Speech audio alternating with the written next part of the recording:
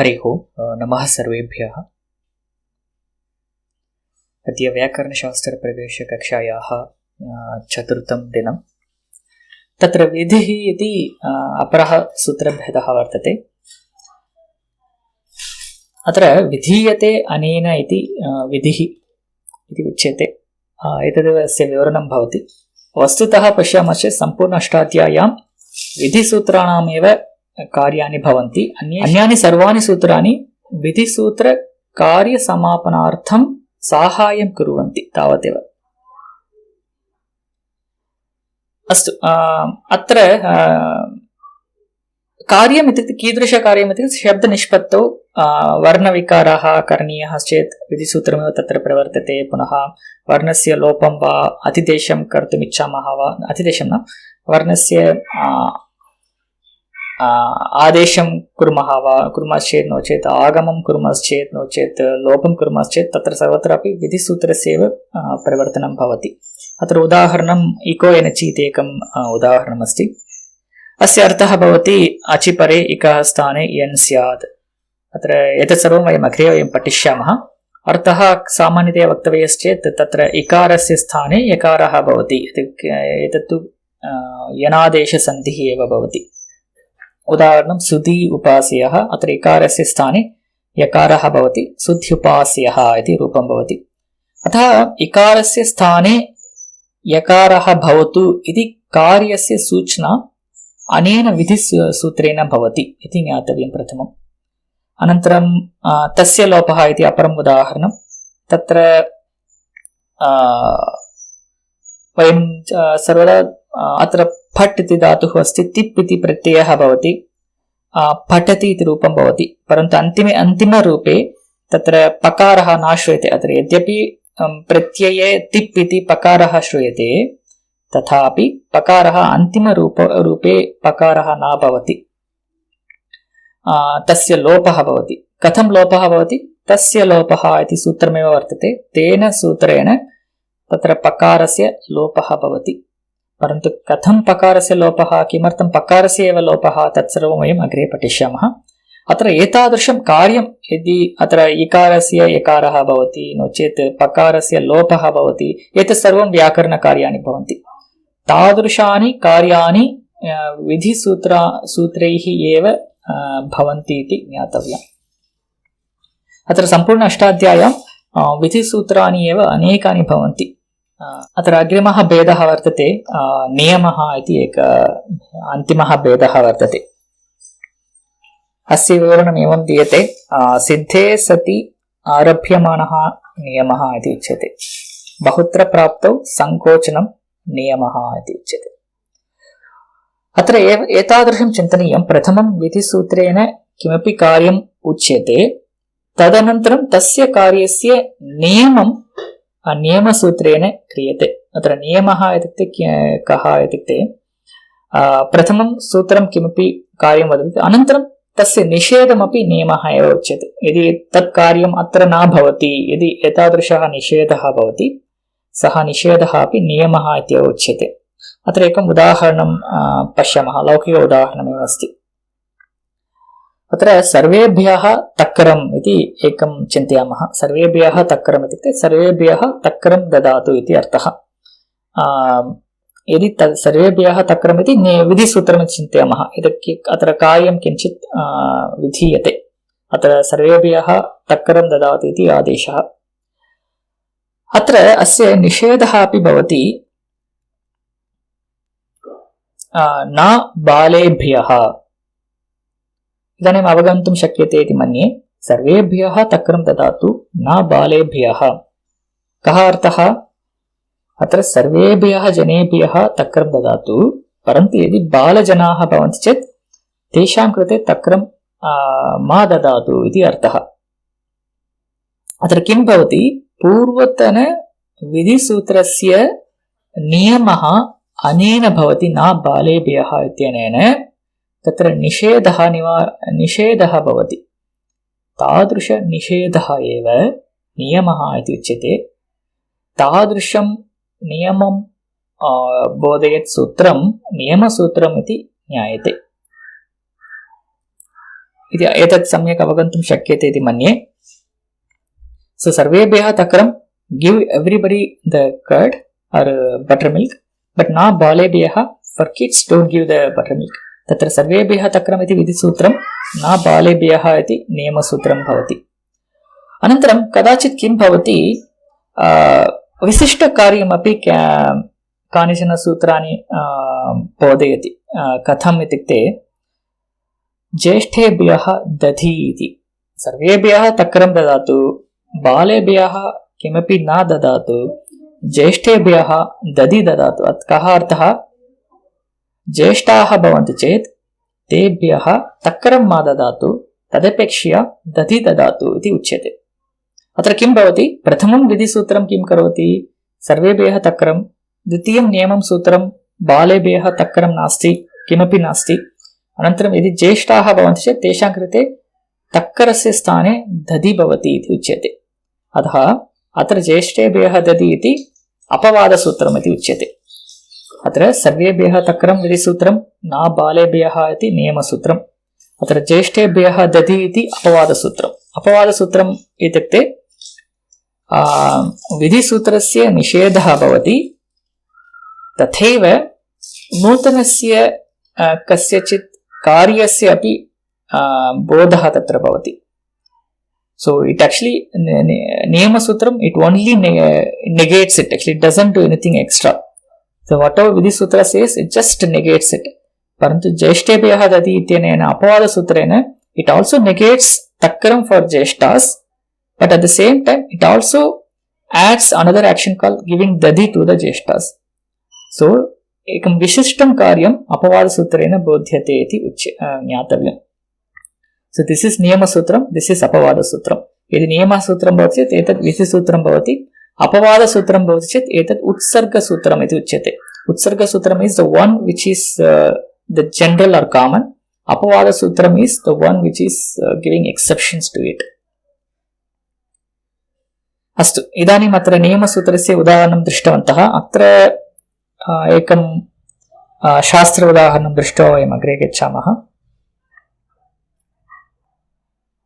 अत्र पुनः यत्र अहं शास्त्र उदाहरणं वदामि, यावत् शक्यं तावत् इदानीं गृह्णन्तु अस्मिन् स्तरे. अग्रे भवन्तः एव स्व उदाहरणानि दातुं शक्नुवन्ति. अस्तु, इदानीम् अग्रे एकम् उदाहरणं वर्तते. नामि इत्यनेन विधीयमानस्य दीर्घत्वं न तिसृ चतसृ इत्यनेन निषिध्यते यथा तिसृणाम् इति. अस्तु, एकम् उदाहरणं विस्तारेण वयम् एकवारं पश्यामः. अत्र बालानाम् इति प्रयोगं वयं जानीमः. बालशब्दस्य षष्ठी बहुवचनरूपं बालानाम् इति भवति. तत्र रूपनिष्पत्तिः कथं भवति? बाल इति प्रातिपदिकम्, आम् इति सुप्रत्ययः भवति. पुनः तत्र किञ्चित् कार्यं भवति, अतः नकारः आदौ आगच्छति. आम् इत्यस्मात् पूर्वं नकारः भवति, नाम् इति भवति. बाल प्लस् नाम् इति स्थिते तत्र किञ्चित् कार्यं भवति. नामि इति सूत्रं तत्र प्रवर्तते. तेन पूर्वतन स्वरस्य दीर्घः भवति. बाल अत्र लकारोत्तर अकारः ह्रस्वः वर्तते. तस्य ह्रस्व अकारस्य दीर्घत्वं भवति नामि इत्यनेन सूत्रेण. अतः बाला प्लस् नाम् बालानाम् इति रूपं भवति. सम्यक् स्मरति, एतद् अवगतमिति मन्ये. बाल प्लस् आम् इति प्रत्ययः, अनन्तरं तत्र कश्चन आगमः भवति, तेन नाम् इति भवति. बाल प्लस् नाम्. अत्र यदि नाम् भवति तर्हि पूर्वतनस्वरस्य दीर्घत्वं भवति इति नामि सूत्रं वदति. तेन बाला प्लस् नाम् इति भवति. अत्र बालानाम् इति अन्तिमं रूपं सिद्ध्यति. अत्र तादृशमेव तिसृणाम् इति पश्यामः चेत् तिसृ इति प्रातिपदिकं, पुनः आम् इत्येव प्रत्ययः भवति. पुनः तत्र नाम् इति परिवर्तनं भवति, तिसृ प्लस् नाम्. अत्र किं भवति? नामि इत्यनेन सूत्रेण पूर्वतनस्वरस्य दीर्घत्वं करणीयं भवति. अतः तिसृ इति दीर्घऋकारः करणीयः भवति. परन्तु न तिसृ चतसृ इत्यनेन निषेधसूत्रेण, इत्युक्ते इत्यनेन नियमसूत्रेण तिसृ प्रातिपदिकस्य तथा चतस्रु प्रातिपदिकस्य नामी इत्यनेन विधीयमानस्य दीर्घत्वं न भवति इति उच्यते। अतः किं भवति, अत्र तिसृ इति प्रातिपदिकं वर्तते, अतः न तिसृ चतस्रु इत्यनेन तत्र दीर्घत्वं न भवति, सो नो चेंज, अन्तिमं रूपं तिसृणाम् इति भवति।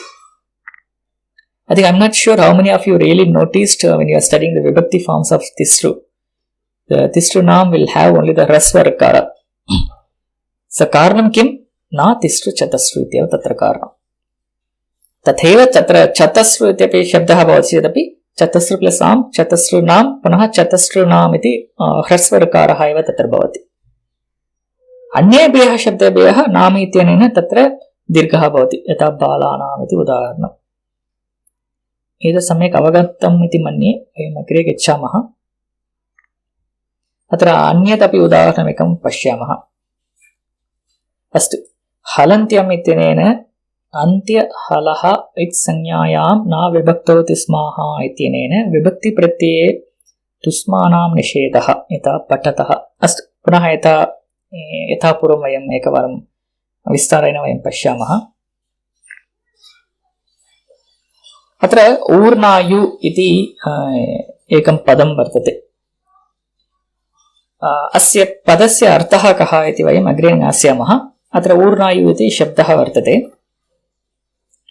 अत्र अस्य शब्दस्य निष्पत्तिं वयम् एकवारं पश्यामः। अत्र ऊर्ना इति प्रातिपदिकं, तस्मात् युस् इति प्रत्ययः भवति, तद्धितप्रत्ययः।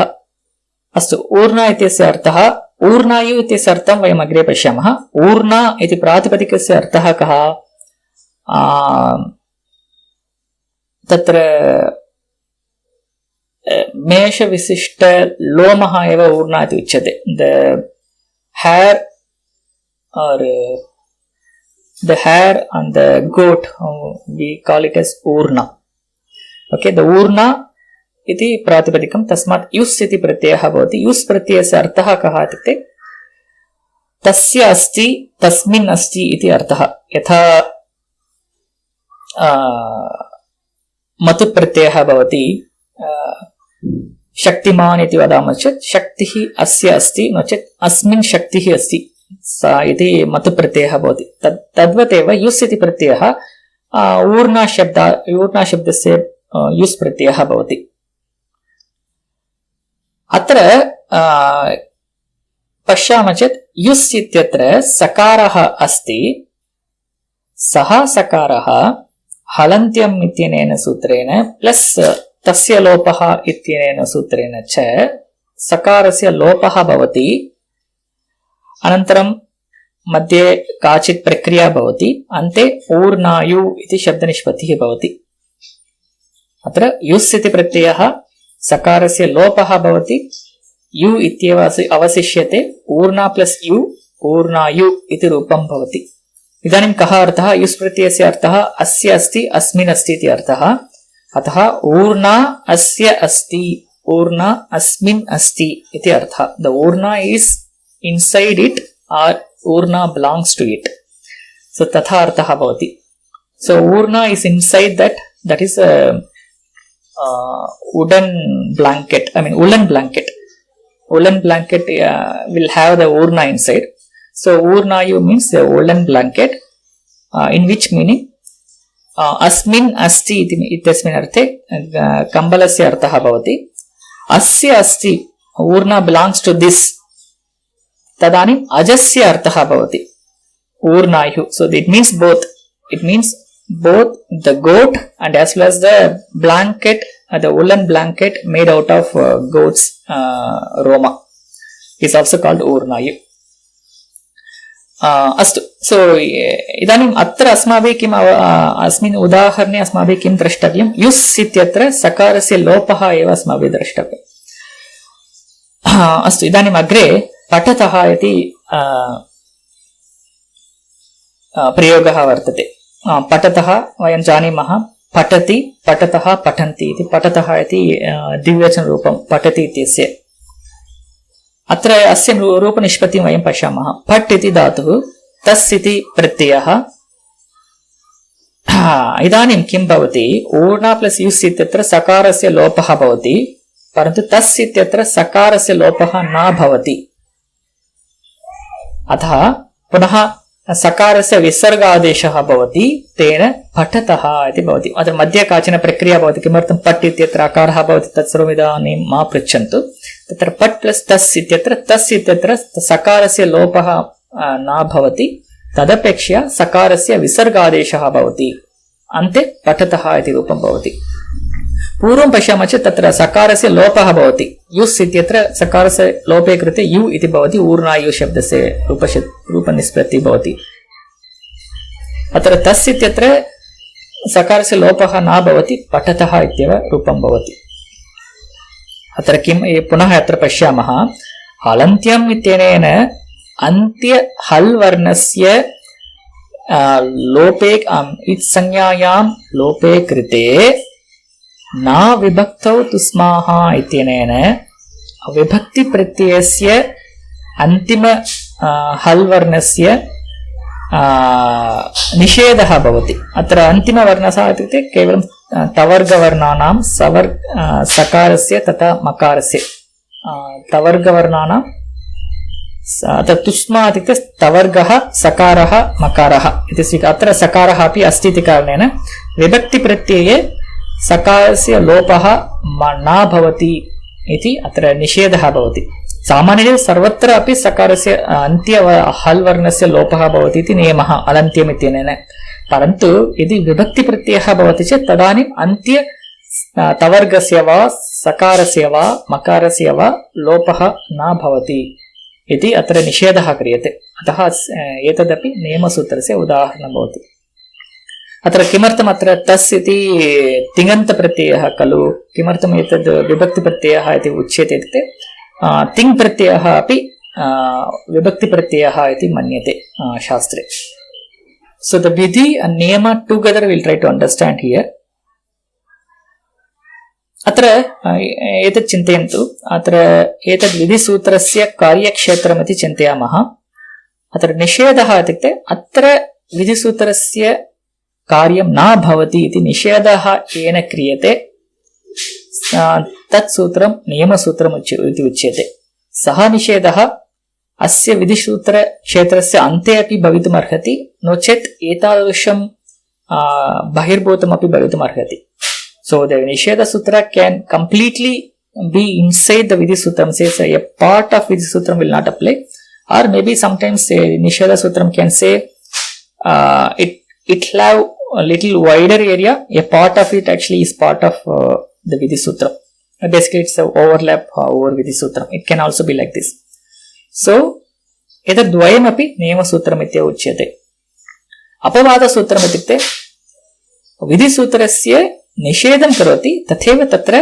विशिष्टं कार्यं किमपि नूतनं सूचयति तदेव अपवादसूत्रम् इति उच्यते so you need to just understand this diagram well but we will come again to revisit this when we are studying the LSK so vidhi sutram first it gives the some karyam and nisheda sutram it actually denies that action and apavada sutram it denies plus it also gives some new action for it that's apavada sutram the green ones are the actions the dark green is some visishta karyam the red ones are the nishedas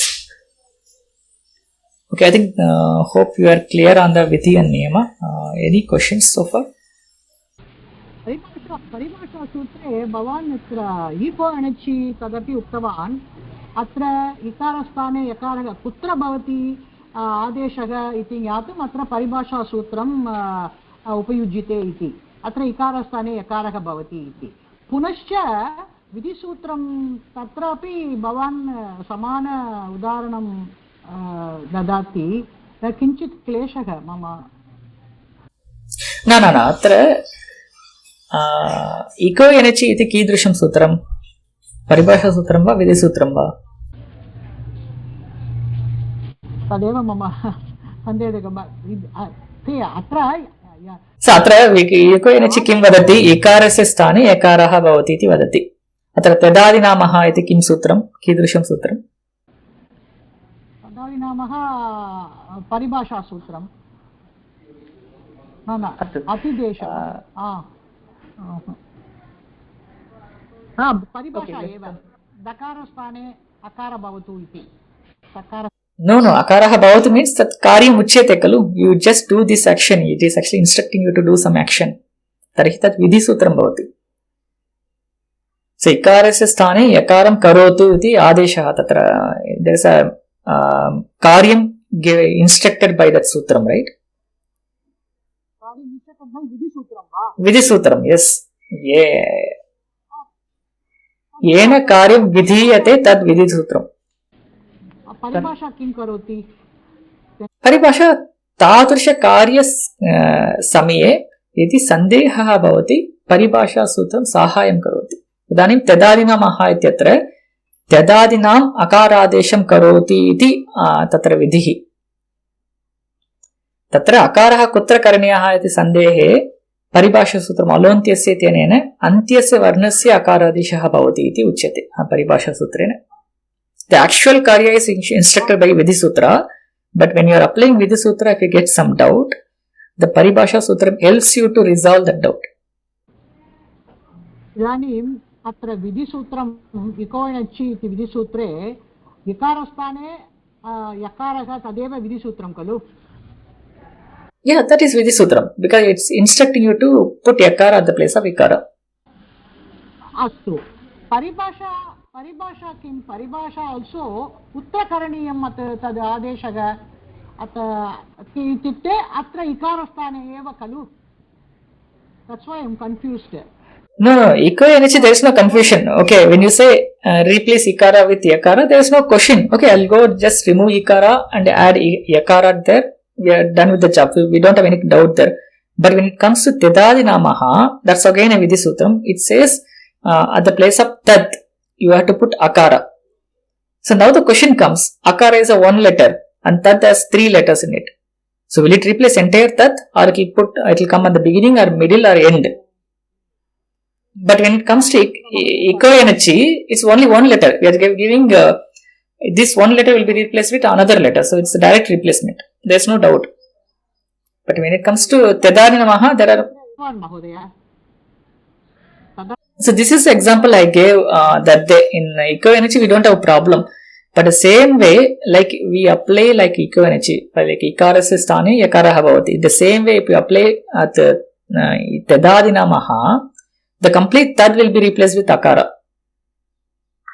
Correct? So then you will not get the actual form. So we cannot go like eco-energy here. So we have a doubt here. So that's why we are taking help of Alontyasya Paribhasha Sutra.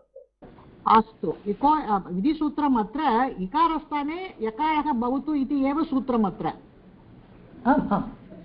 अस्तु अस्तु धन्यवादः महोदय. अस्तु हरि ओम् महोदय. नमस्ते. The last part I didn't understand महोदय. विधिसूत्रं, that green one, so there are some निषेधः or नियमाः सन्ति चेत् there are something inside the vidhi and sometimes part of the vidhi you said Mhodaya. No, you can nisheda generally niyama means by default it's a negation of a vidhi sutra. That's nisheda. That's nisheda. That nisheda is generally called as niyama. That nisheda can be of two types. One may be within the scope of vidhi sutram or maybe sometimes overlapping from outside the region. But we will see the examples when you are studying later. Maybe you can ignore this big circle also. You can take only that small red circle for now. Basically, I am saying,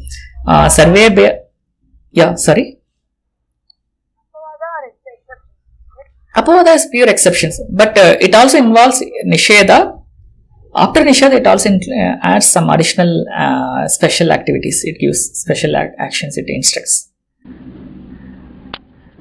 Probably we'll understand it more examples later on. Yeah, you can take for now. You can take the Laukik example of Sarve Beha Dadi. That's a green one. Sir, Sarve Beha Takram. And Nisheda is Na Bale Beha. So because Bala are also part of the Sarva Shabda, right? Sarve means everybody, including Balas also. And the Nisheda, the red color comes is Na Bale Beha. For the red small set of Balas, it's not given. And this green says Jeshte Beha Dadi. The Jeshtas and Balas both are actually part of Sarva Shabda, right? Sarva means everybody included. But for balas it is nisheda, for jeshtas it is apavada.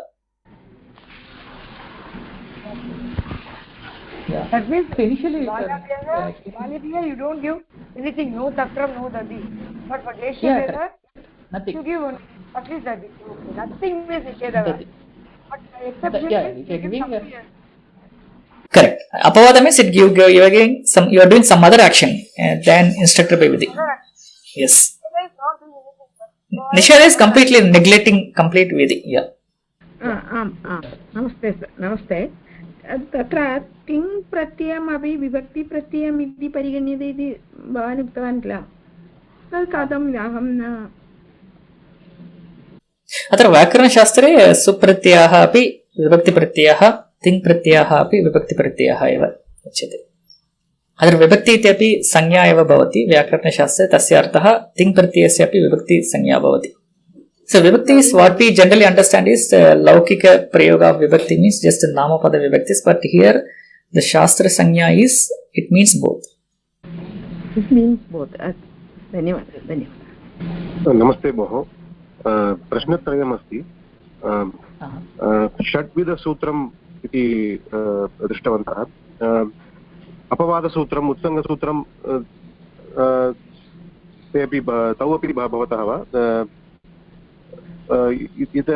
एतस्य अपेक्षया बहूनि सूत्राणि सन्ति वा सूत्रविधानि न न न अत्र उत्सर्गसूत्रमपि विधिसूत्रमेव भवति पुनः अपवादसूत्रमपि विधिसूत्रमेव भवति यत् सर्वं किमपि कार्यं सूचयति तत् सर्वं विधिसूत्रमेव तत्र सर्वेभ्यः तक्रम् इति उत्सर्गसूत्रं तत्र कार्यं किं तक्रदानमेव तत्र कार्यं तदपि विधिसूत्रं भवति ज्येष्ठेभ्यः दधि तत्र दधि दानमपि किञ्चित् कार्यं भवति तदपि विधिसूत्रमेव भवति अत्र न बालेभ्यः तदेकमेव नियमसूत्रं भवति अस्तु भोः तदनन्तरं द्वितीयप्रश्नं सूत्रेण सह एव सूत्रं भवति वा तद् स्वयमपि अन्यत्र भवति वा सम्पूर्णं न श्रुतं पुनः वदति वा वाट् इस् स्वयं विधिसूत्रस्य सदा विधिसूत्रसहितः भवति वा नियमसूत्रं नो चेत् अन्यत्र स्वयं भवति वा Yeah, see, if you want to neglect something, you need some vidhi sutram already present there. You cannot neglect something which is not there. तथैव स्वयं कार्यं न करोति तत्र पुनः तद् स्वयं कार्यं कथं करोति विधिसूत्रम् आधारीकृत्य स्वयं कार्यं करोति आमाम् ओके धन्यवादः नमस्ते महोदय मम प्रश्नः अपि अत्र निषेधः अपवादः मध्ये एव निषेधः अपवादः निषेधस्य अपवादः वा एतत् क्लेशः अस्ति तस्मिन् मध्ये क्लेशः अस्ति महोदय No, very simple. Niyama is the nisheda of a vidhi sutram is niyama, and a special action instructed by some sutram that is apavada. You are clear, right? Now you can also say there may be chances like apavada can also have another nisheda. So on the jeshtas, only few people in the jeshta category will not get anything. Correct? So that will again another nisheda on top of apavada. So basically anywhere the nisheda generally comes on top of vidhi only, and it may be sometimes on a vidhi or it may be on apavada. It may be any combination. Yeah. But any negation generally is a nisheda. अपवादस्य अपवादः अस्ति चेत् समान विधि एव that विधि एव भवितुम् अर्हति खलु आल् अपवादास् विधिसूत्रं खलु आल् अपवादास् अपि विधिसूत्रम् एव विधिसूत्रम् एव निषेधः अपवादः द्वयमपि समानमेव इति अहं चिन्तितवती आरम्भे भ्रमः भवति यदि वयं सूत्राणां पठनं वयं कुर्मः तदानीं स्पष्टता भवति अस्तु महोदय हलन्त्यम् इत्यनेन अन्त्यहलः इति लिखितवान् खलु तत्र हलन्त्यं one more, tasya lopaha. So 2 sutras were there, Mahodaya. Yeah. Not halantyam eka sutram, dve api अस्ति सः खलु. अत्र द्वे अपि स्तः, परन्तु अत्र तस्य लोपः तस्य निषेधः नास्ति. अत्र नाविभक्तौ तुस्माः इत्यनेन हालन्त्यम् इत्यनेन विधीयमानायाः इत्संज्ञायाः एव निषेधः अयम्. So tasya lopa doesn't even come into picture. Tasya lopa comes later. Whatever is it sanya, you actually make them lopa. But first of all, to make it it sanya, you need halantyam as a sutram, and na vibhakto tusmaha is a nishedam of halantyam.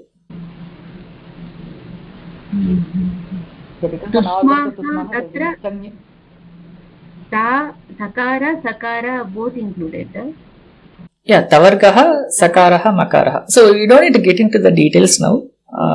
But all we need to know is halantyam, because of the last letter, gets lopa in a very high level, and naha vibhakta tusmaha in the vibhakti pratyayas or in the ting pratyayas, the last letter doesn't get lopa. It gets a nisheda. That's what we need to know. Yeah, correct. So ante sankshepaha वर्तते. संक्षेपः अत्र सूत्रभेदस्य संक्षेपः. संज्ञा च परिभाषा च विधिर्नियमे एव च अतितेषु अधिकारश्च षड्विधं सूत्रमुच्यते. संज्ञा निर्दिश्यते अनेन इति संज्ञासूत्रं. परिभाषा अनियमे नियमकारकं सूत्रं परिभाषासूत्रम्. अनन्तरं स्वतन्त्ररूपेण कार्यं विदधाति इति विधिसूत्रम्. अनन्तरं केनचित् प्राप्तौ सत्यां किमपि नियमयति इति नियमसूत्रम्. अनन्तरं कस्यचित् धर्मस्य कुत्रचित् आरोपणम् अतिदेशसूत्रस्य कार्यम्. अनन्तरं यस्य उत्तरत्र अनुवृत्तिः भवति तत् सूत्रम् अधिकारसूत्रम् इति उच्यते. So it is very short glance of all the types. अस्तु, धन्यवादः. वयम् अग्रिमकक्षायां मिलिष्यामः.